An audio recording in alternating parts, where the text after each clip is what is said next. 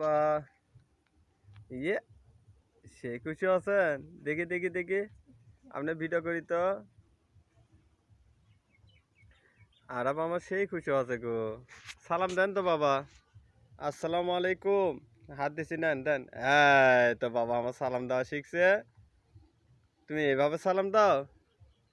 আসসালামু আলাইকুম, আবার সালাম দাও। ভালো আছেন? হাত ছেড়ে দেন। আব্বু আমি নিব না তোমাকে।